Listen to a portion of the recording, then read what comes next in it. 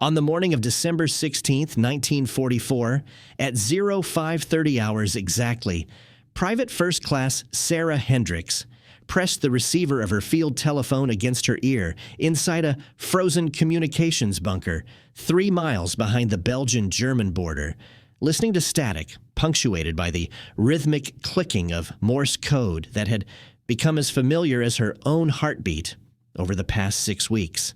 The 22-year-old switchboard operator from the Women's Army Corps had spent the night routing calls between forward observation posts and division artillery, her fingers numb despite the wool gloves she wore, while connecting patch cords on the BD-71 switchboard.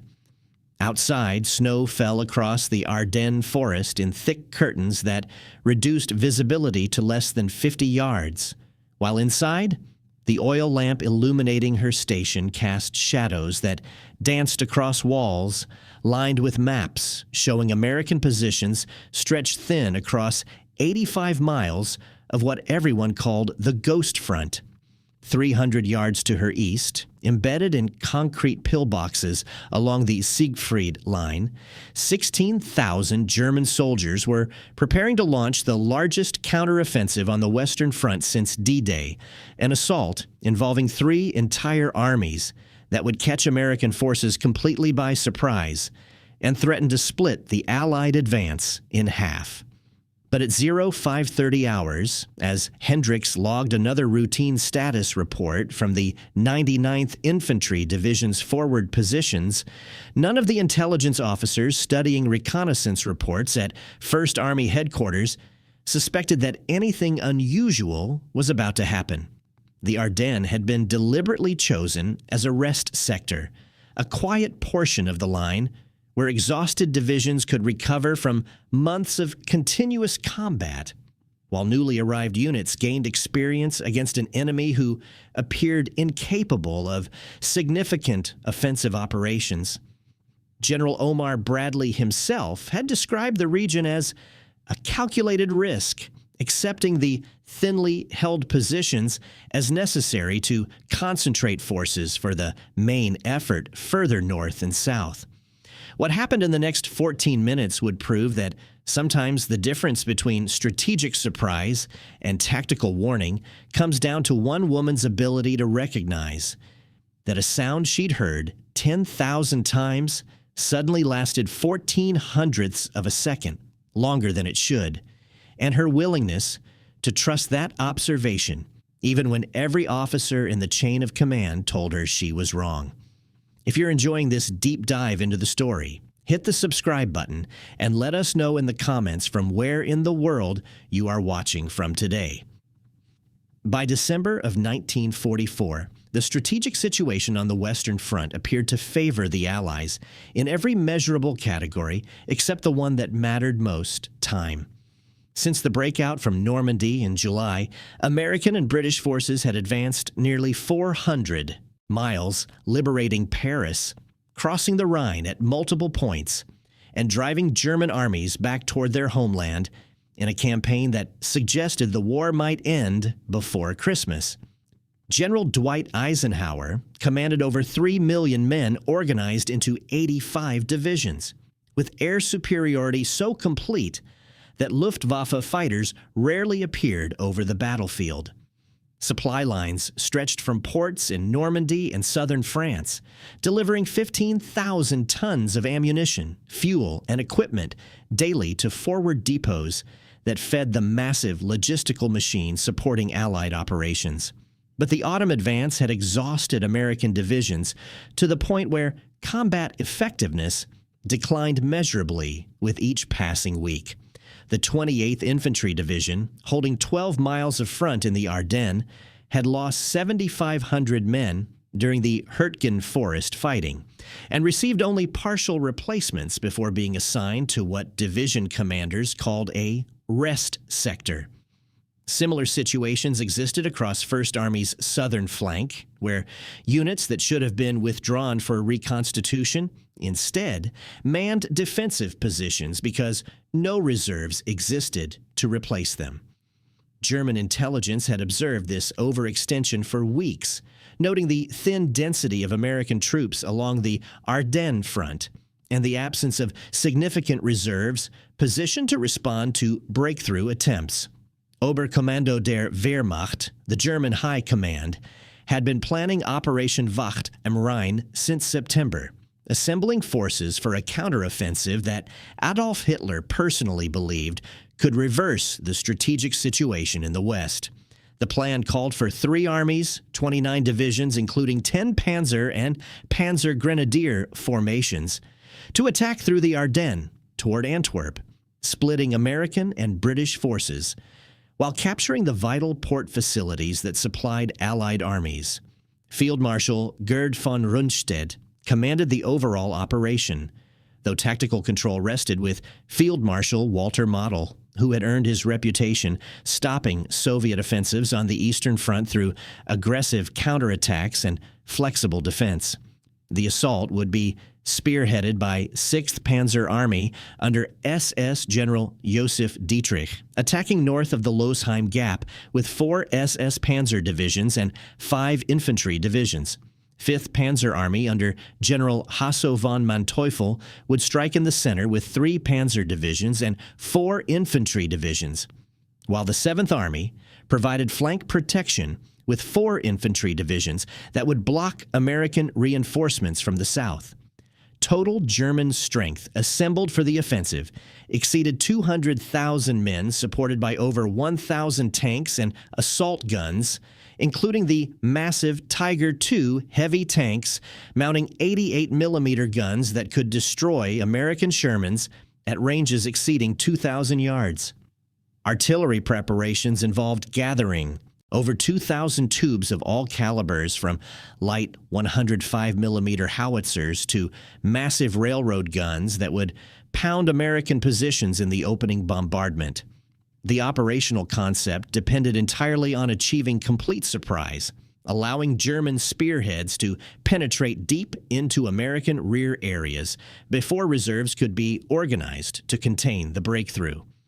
Model's planning staff had studied Allied defensive dispositions in detail, noting that the 1st Army maintained only 2 divisions in reserve, and both were positioned too far north to respond quickly to attacks in the Ardennes sector. Success required breaking through American lines within the first 24 hours, then exploiting the breakthrough with mobile forces that would reach the Meuse River crossings before Allied commanders could shift reserves to block their advance. Weather forecasts predicted heavy cloud cover that would ground Allied tactical aircraft, eliminating the air superiority that had dominated every major battle since Normandy. But the Germans faced one problem they couldn't plan around: the hundreds of field telephone lines connecting American frontline positions to artillery fire direction centers, intelligence sections, and command posts throughout the 1st Army's rear area. These communications networks, operated primarily by Women's Army Corps personnel and Signal Corps technicians, provided real-time reporting of enemy activity that could alert higher headquarters to unusual developments long before formal intelligence reports reached decision-makers. Sarah Hendricks had arrived in Belgium on October 15th as part of the 1st Army Signal Company, assigned to operate switchboards that connected forward positions with division and corps headquarters. Her training at Fort Monmouth, New Jersey, had emphasized speed and accuracy, with instructors drilling operators on the proper procedures for handling emergency traffic during combat situations. The work required absolute concentration for shifts that often extended 12 hours when tactical situations demanded continuous operations. Switchboard operators memorized dozens of call signs and routing procedures, learning to recognize individual voices and speech patterns that helped identify units even when radio silence prevented conventional identification.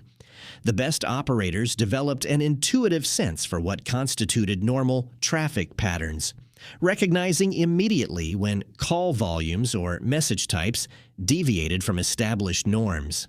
Hendricks possessed this intuitive capability to an unusual degree, noting subtle variations in communication patterns that her colleagues often missed.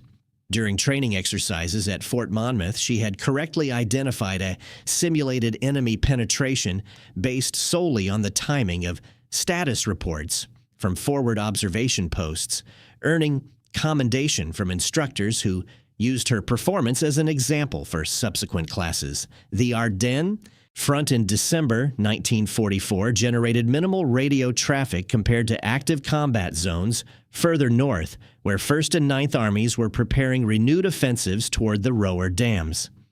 Most days passed with routine status reports, periodic artillery fire missions against suspected enemy positions, and administrative traffic that reflected the quiet nature of the sector.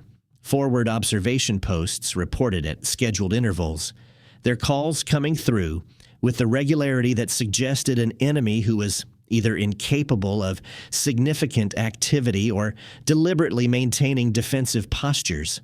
German artillery had been relatively quiet for weeks, firing occasional harassment missions that suggested ammunition shortages rather than offensive preparations. Intelligence summaries from 1st Army G2 reflected this assessment, noting that enemy forces opposite the Ardennes appeared to consist primarily of Volksgrenadier divisions, second-rate formations filled with overage personnel and teenagers that lacked the combat power for sustained offensive operations. Prisoner interrogations revealed low morale and equipment shortages that reinforced the perception of an enemy focused entirely on defense. But on the night of December 15th, something changed in the pattern that Sarah Hendricks had been monitoring for 6 weeks. The scheduled status report from an observation post near Losheim arrived 0.14 of a second late, a delay so brief that most operators would never have noticed it. The call itself contained nothing unusual, standard weather information, and confirmation that no enemy activity had been observed during the previous 4 hours. What made Hendricks pause was that this particular forward observer, a sergeant she'd spoken with dozens of times, always called at exactly the scheduled minute, his precision so consistent that she'd started using his reports to check her own watch. The 0.14-second delay meant nothing by itself, possibly explained by a dozen innocent factors ranging from equipment malfunction to the sergeant simply being momentarily distracted. But when she logged the next scheduled call from a different observation post 2 miles north, it also arrived late by approximately the same margin. And then a third call, this one from a position near Monschau, showed an identical delay.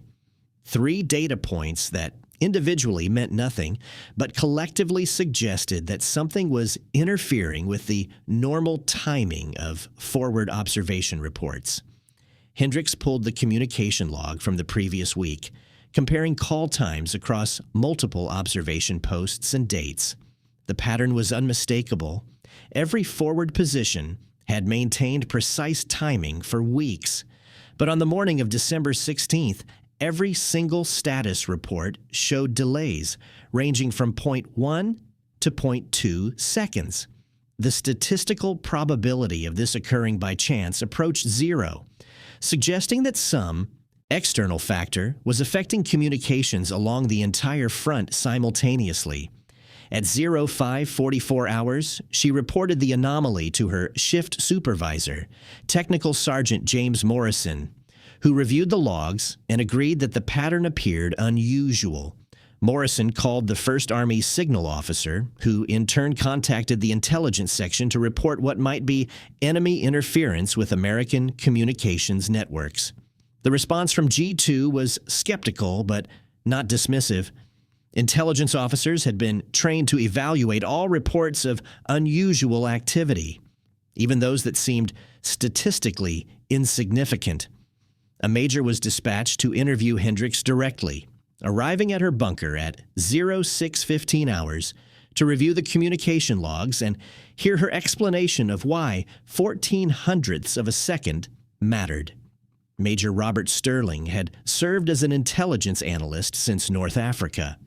developing an appreciation for the kind of detailed observation that separated actionable intelligence from background noise. He listened to Hendricks explain the timing discrepancy, then asked questions that revealed he understood the implications of what she was reporting. If every forward observation post was experiencing identical delays simultaneously, something was generating electromagnetic interference across a broad front, possibly indicating that German forces were preparing radio jamming or other electronic warfare measures. Sterling returned to 1st Army headquarters at 06:45 hours and briefed the assistant G2 on Hendricks's observations. The briefing occurred in a command post where officers were reviewing overnight reconnaissance reports that showed no unusual enemy activity, no increased vehicle movements, no artillery repositioning, nothing that suggested an impending offensive. But the timing anomaly bothered Sterling enough that he recommended placing forward divisions on alert and requesting additional aerial reconnaissance once weather permitted. The recommendation was noted, but not immediately acted upon, as the assistant G2 pointed out that 1st Army received dozens of anomaly reports weekly, and the vast majority proved insignificant. At 07:30 hours, the German artillery preparation began with over 2,000 tubes firing simultaneously along an 85-mile front, their high explosive shells impacting on American positions in concentrations that had not been seen on the Western Front since the static warfare of World War I. The bombardment lasted 90 minutes, destroying communications lines, cratering roads, and forcing American troops into shelters where they would remain pinned down as German infantry began their assault. Forward observation posts that had been reporting routinely minutes earlier went silent as artillery fire cut telephone lines and killed or wounded the observers themselves. Switchboard operators throughout 1st Army's rear area found their boards lighting up with emergency calls from units reporting heavy bombardment and requesting fire support from artillery batteries that were themselves under attack. Sarah Hendricks worked her switchboard throughout the bombardment, routing calls between units that were still in contact with higher headquarters and logging reports that painted a picture of coordinated assault across the entire Ardennes front. The timing discrepancy she had observed 45 minutes earlier now made perfect sense. German forces had been conducting final preparations for the offensive, and the electromagnetic emissions from their radio networks had created the brief interference that delayed American status reports. But by 07:30 hours, when the connection between Hendricks' observation and the German offensive became obvious, the strategic surprise had already been achieved. American divisions throughout the Ardennes were fighting desperately to hold positions that German planning staffs had expected to overrun within hours, while reserve forces that should have been moving toward the breakthrough points were still in their assembly areas, waiting for orders that wouldn't arrive until the scope of the attack became clear. The 16,000 German soldiers that Hendricks' timing observation might have warned against had already achieved tactical surprise, crossing the initial objectives and beginning the exploitation phase that would carry them deep into American rear areas. Forward observation posts that had reported routinely at 05:30 hours were now either destroyed or surrounded, their personnel dead, wounded, or captured by advancing enemy forces. 1st Army headquarters at Spa, Belgium began receiving fragmentary reports of the attack at 0800 hours, with initial assessments suggesting localized spoiling attacks rather than the coordinated offensive that was actually unfolding. General Courtney Hodges, commanding 1st Army, had been focused on preparations for renewed attacks toward the Roer dams and was caught completely off guard by the sudden German counteroffensive in what had been considered a quiet sector. The communications chaos created by the artillery bombardment prevented accurate assessment of the tactical situation for hours as telephone lines were cut and radio networks became saturated with emergency traffic. Units reported being under attack but couldn't provide reliable information about enemy strength or direction of advance, making it impossible for staff officers to distinguish between secondary efforts and the main German thrust. If you find this story engaging, please take a moment to subscribe and enable notifications. It helps us continue producing in-depth content like this.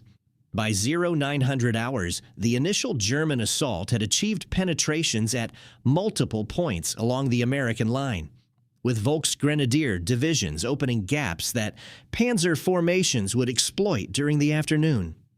The Losheim Gap, a natural avenue of approach between the Schnee-Eifel and Monschau, fell quickly as the 14th Cavalry Group was overwhelmed by forces from 6th Panzer Army. Further south, 5th Panzer Army achieved even deeper penetrations, where the 28th Infantry Division's thin lines couldn't withstand coordinated attacks by multiple German divisions. Small unit actions throughout the morning demonstrated the courage of American soldiers who fought desperately against overwhelming odds. But tactical bravery couldn't compensate for strategic surprise that had given German forces decisive advantages in the campaign's opening hours. The question that would haunt First Army's intelligence staff for months afterward was deceptively simple. Could Sarah Hendricks's observation about timing discrepancies have provided enough warning to prevent the strategic surprise that defined the Battle of the Bulge's opening phase? The answer required understanding not just what she had observed, but why her report failed to trigger the kind of alert that might have positioned reserves to contain the German breakthrough. Intelligence analysis in December 1944 operated under assumptions that had been validated by 6 months of continuous Allied success since Normandy. German forces appeared incapable of sustained offensive operations, their armor depleted by months of defensive fighting, their infantry formations filled with teenagers and overage personnel who lacked the training and equipment of earlier war formations. Prisoner interrogations consistently revealed low morale, ammunition shortages, and pessimism about Germany's ability to continue the war beyond spring. These assessments weren't wrong in the aggregate sense. German strategic position in December 1944 was indeed desperate, but they failed to account for the possibility that desperate circumstances might drive desperate actions. Colonel Benjamin Dixon, First Army's G2, had actually predicted increased German activity in the Ardennes during early December, noting intelligence reports that suggested enemy forces were massing opposite the Ghost Front. His December 10th summary warned of a potential spoiling attack designed to disrupt Allied offensive preparations, but subsequent reports from 12th Army Group intelligence dismissed these concerns as unlikely given German resource constraints. The institutional bias toward offensive operations influenced how intelligence assessments were received at higher headquarters. First Army was preparing to resume attacks toward the Roer dams. Ninth Army was positioning forces for a drive toward the Rhine, and Patton's Third Army continued operations in Lorraine. The operational focus remained on Allied offensive action, not German defensive reactions. When Hendricks reported the timing anomaly at 0544 hours, her observation entered an intelligence system that was predisposed to discount reports of unusual enemy activity unless supported by multiple independent sources.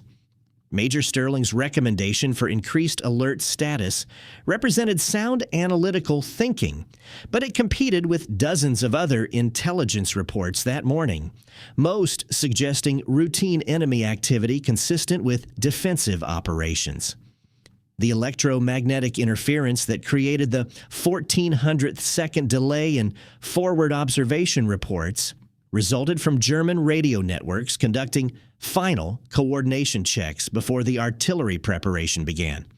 6th Panzer Army's communications plan required synchronized timing across multiple divisions, with artillery battalions, infantry regiments, and panzer formations all operating on schedules that demanded precise coordination.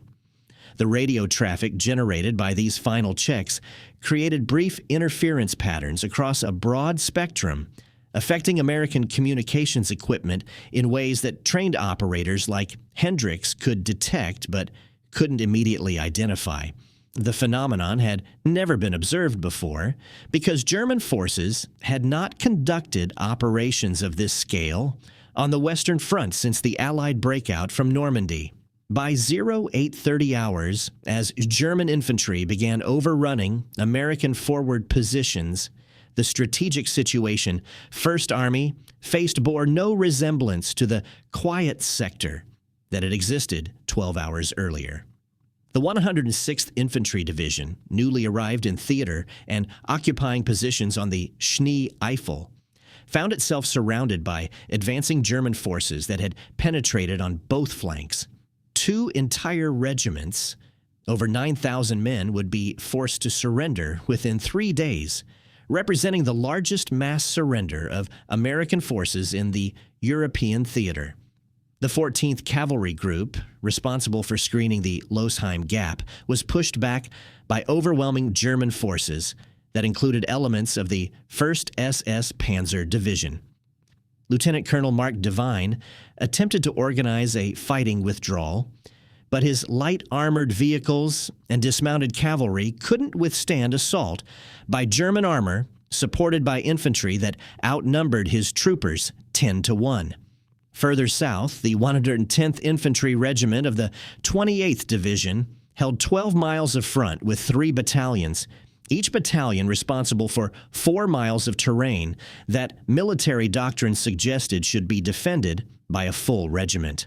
When 5th Panzer Army attacked with 3 divisions in the 110th sector, the American infantry fought delaying actions from village to village, buying time for rear area units to escape encirclement, but unable to prevent German penetration. Colonel Hurley Fuller, commanding the 110th, established his command post in Clairvaux, a medieval town dominated by a 12th century castle that provided observation over the roads German forces would use to advance westward. Fuller's regiment had been reduced to less than 2,000 effective soldiers after the Hurtgen Forest fighting, reinforced by individual replacements who had minimal time to integrate with veteran units before the German offensive began. The defense of Clairvaux demonstrated both the tactical skill of American small unit leadership and the hopelessness of their strategic situation. Company commanders organized all-around defense using the town's stone buildings, while Fuller positioned his remaining Shermans and tank destroyers to cover the approaches from the east. German assault guns engaged American armor at ranges where their superior firepower proved decisive, while Volksgrenadier infantry infiltrated through gaps in the defensive perimeter. By midday on December 16th, Fuller was coordinating defense from the castle itself as German forces occupied most of Clairvaux's lower town. Radio contact with division headquarters remained sporadic, with messages reporting enemy penetrations at multiple points but providing little useful information about German objectives or force composition. The 110th Regiment would hold for 2 days, delaying 5th Panzer Army's advance by 48 hours. That proved crucial in allowing reinforcements to reach critical road junctions further west. The absence of timely intelligence about the offensive's scale and direction created command paralysis at levels above division headquarters. General Hodges at 1st Army received fragmentary reports throughout December 16th, but couldn't determine whether the attacks represented local spoiling efforts or a coordinated offensive involving multiple German armies. The weather that had grounded Allied tactical aircraft also prevented aerial reconnaissance that might have revealed the scale of German forces moving through the Ardennes. Staff officers at 1st Army Headquarters worked from incomplete information, trying to assess which reports represented main efforts versus diversionary attacks, while telephone lines to forward divisions remained severed by artillery fire that continued throughout the day. General Omar Bradley, commanding 12th Army Group from Luxembourg, first learned of the German offensive during mid-morning when fragmentary reports from 1st Army suggested significant enemy activity in the Ardennes. Bradley's initial assessment treated the attacks as spoiling efforts designed to disrupt Allied offensive preparations, a reasonable interpretation given the intelligence estimates that had dominated thinking for weeks. The critical command decisions that would determine whether German forces reached the Meuse River occurred during the afternoon and evening of December 16th, as Allied commanders gradually recognized that they were facing a major offensive rather than localized counterattacks. The 101st Airborne Division, refitting near Rams after Operation Market Garden, received movement orders at 1400 hours, with instructions to deploy to Bastogne and hold the critical road junction that controlled access to the Meuse crossings. Similarly, the 82nd Airborne Division was ordered to positions further north, where they would block German advances toward the key towns of Saint-Vith and Verbemont. Both divisions moved by truck through the night of December 16th, arriving in their sectors within 24 hours of receiving orders. But this rapid response occurred only after senior commanders recognized the offensive's scale. Sarah Hendricks continued operating her switchboard throughout December 16th and 17th, routing emergency traffic between units that were fighting for survival and higher headquarters that struggled to understand the tactical situation. Her station logged over 400 calls during the first 24 hours of the offensive, far exceeding normal traffic volumes and reflecting the chaos that descended on 1st Army's communications networks. The timing anomaly she had observed at 0530 hours on December 16th became a subject of after-action analysis once the immediate crisis passed. Signal Corps investigators interviewed Hendricks in late December, documenting her observations and attempting to determine whether earlier warning might have allowed different tactical dispositions that could have blunted the German offensive. The conclusion reached by investigators was simultaneously validating and frustrating. Hendricks had correctly identified an anomaly that indicated unusual enemy activity, and her report had been handled appropriately through the chain of command. Major Sterling's recommendation for increased alert status represented sound judgment based on available information. But the institutional context in which these decisions occurred, the focus on Allied offensive operations, and the intelligence assessments dismissing German offensive capability meant that even perfect reporting couldn't overcome strategic assumptions that proved catastrophically wrong. The what-if scenarios debated by intelligence officers after the battle centered on timing and disposition. If Hendricks's report had triggered full alert at 0600 hours, could forward divisions have improved their defensive postures before the artillery preparation began? The answer was almost certainly no, given that the bombardment started 90 minutes after her observation, and defensive improvements required hours rather than minutes to implement. But if her report had been taken more seriously at 12th Army group level, could reserve divisions have begun moving toward the Ardennes before the German breakthrough became obvious? This question had more ambiguous answers, as the 101st and 82nd Airborne Divisions were the only significant reserves available, and their actual deployment timing was determined more by the severity of the crisis than by early warning. The broader lesson that emerged from analyzing Hendricks's observation involved the challenge of distinguishing signal from noise in intelligence systems that processed thousands of reports daily. Her 0.14-Second timing discrepancy represented genuine anomaly, but it competed with hundreds of other reports that morning, most of which reflected routine activity requiring no action. Intelligent systems are optimized to filter out background noise, preventing decision makers from being overwhelmed by trivial information.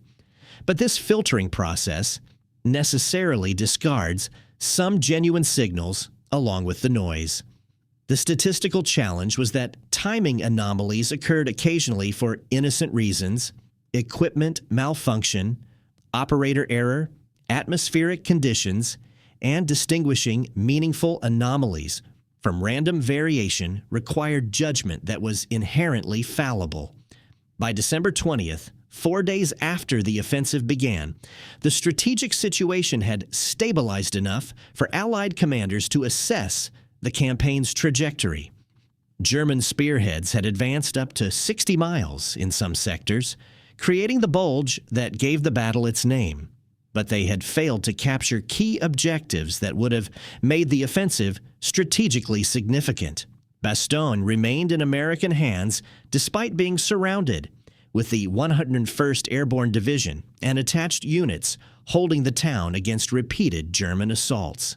St. Vith had fallen on December 21st, but the six-day defense by the 7th Armored Division and remnants of the 106th Infantry Division had delayed 5th Panzer Army's advance by nearly a week. Fuel shortages were crippling German mobility, with panzer divisions unable to exploit gaps because their tanks had run out of gasoline miles short of objectives. The weather cleared on December 23rd, allowing Allied tactical aircraft to resume operations that transformed the battlefield. American fighter bombers attacked German columns throughout the Bulge, destroying vehicles and inflicting casualties that German logistics couldn't replace. Strategic bombers targeted rail yards and supply depots in Germany, further restricting the flow of ammunition and fuel that German forces desperately needed. General George Patton executed his famous 90-degree turn, disengaging 3rd Army from operations in Lorraine and moving north to attack the southern shoulder of the German penetration. The maneuver required moving over 100,000 soldiers and their equipment through winter conditions over roads that were barely adequate for normal traffic, accomplished in 72 hours through logistics planning that represented one of the war's most impressive organizational achievements. The counteroffensive that developed during late December and early January 1945 demonstrated American advantages in mobility, logistics, and air power that German planning had underestimated. While individual German units continued fighting with the tactical skill that had characterized their operations throughout the war, the strategic situation became hopeless once Allied reinforcements arrived and weather permitted air operations. By January 25, 1945, the Bulge had been eliminated and Allied forces had restored the line that existed before December 16th. German losses exceeded 100,000 men, including elite SS panzer divisions and paratroop formations that represented the last mobile reserves available to defend Germany's western frontier. Tank and assault gun losses approached 800 vehicles, losses that German industry couldn't replace given the strategic bombing campaign's effect on production. American casualties totaled approximately 89,000, including 19,000 killed and over 23,000 captured, primarily from the 106th Infantry Division's surrender on the Schnee Eifel. The human cost reflected the surprise achieved in the offensive's opening phase when American divisions throughout the Ardennes fought against overwhelming odds without adequate support or realistic prospects for reinforcement. Sarah Hendricks received a commendation from 1st Army for her service during the Battle of the Bulge, specifically citing her identification of the communications anomaly that preceded the German offensive.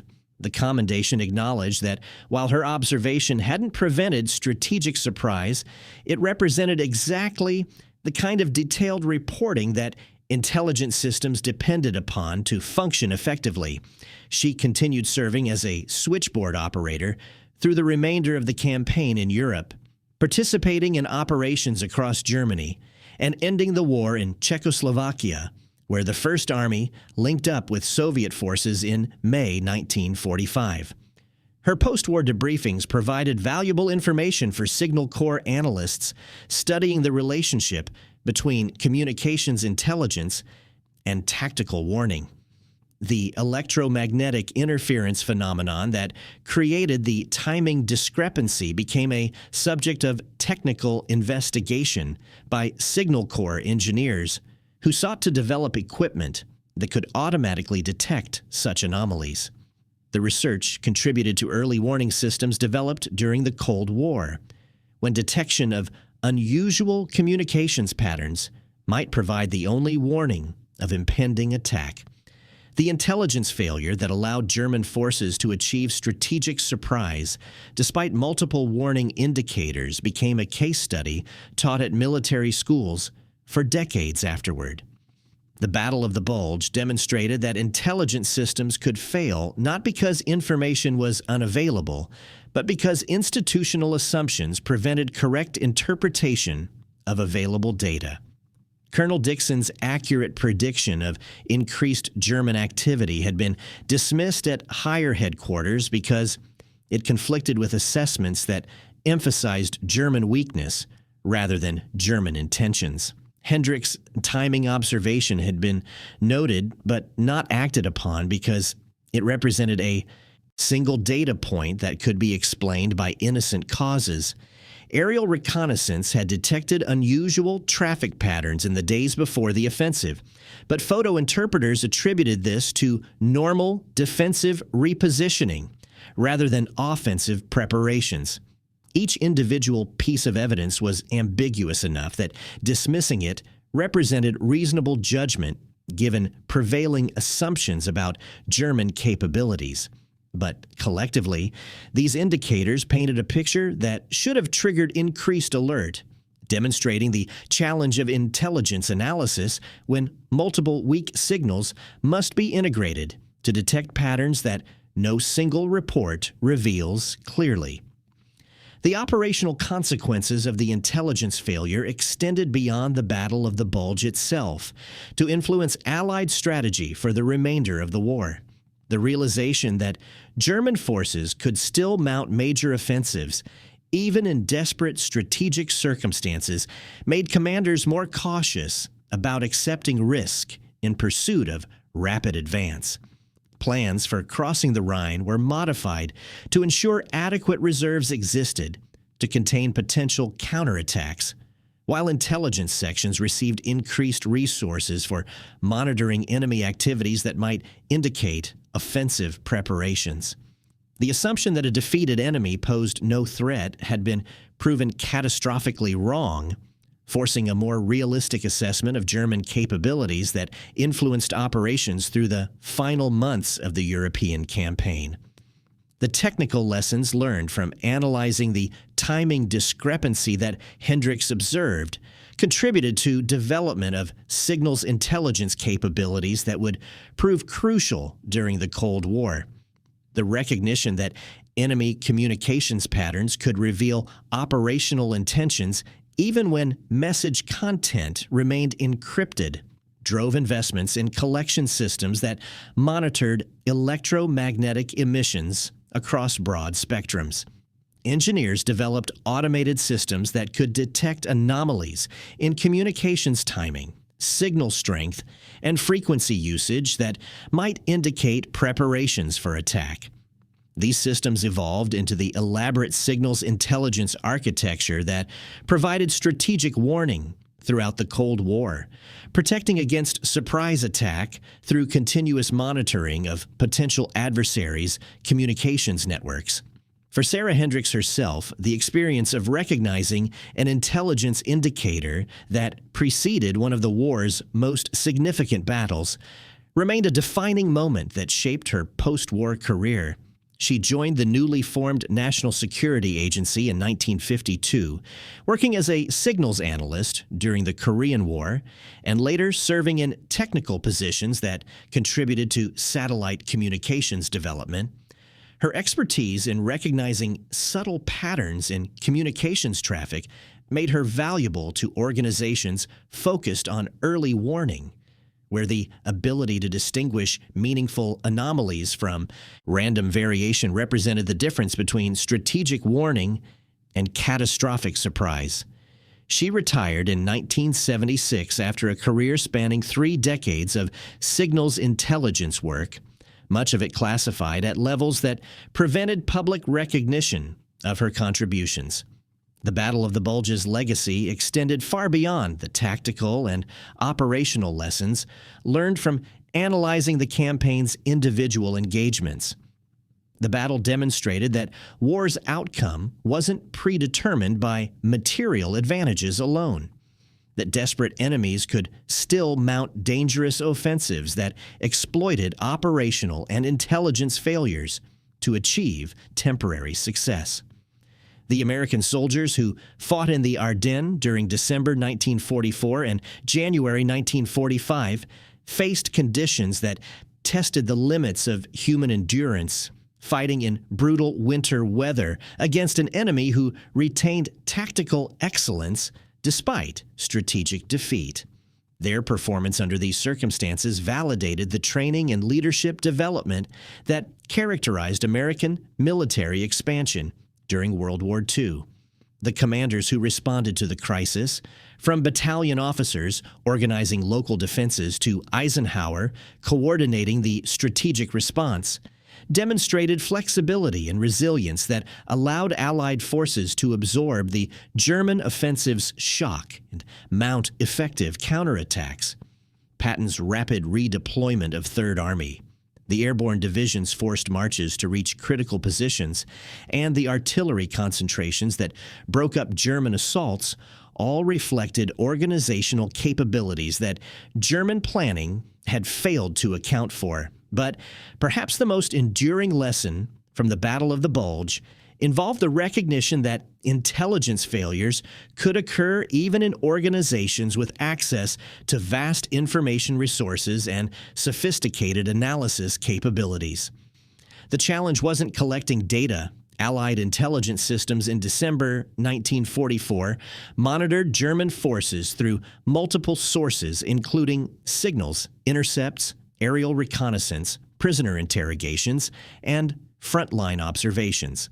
The challenge was interpreting ambiguous data correctly when institutional assumptions biased analysis toward conclusions that validated existing beliefs rather than challenging them.